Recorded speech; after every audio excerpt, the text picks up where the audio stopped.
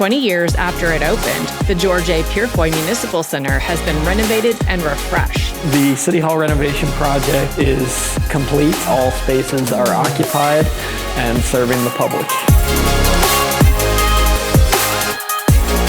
Construction to update and renovate City Hall started in August 2024.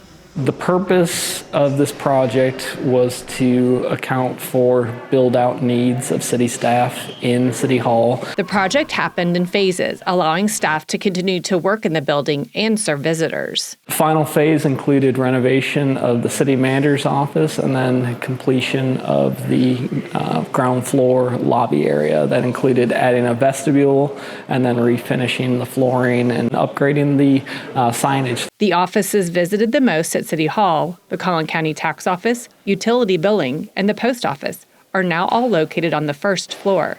There's also digital wayfinding to help people find other offices.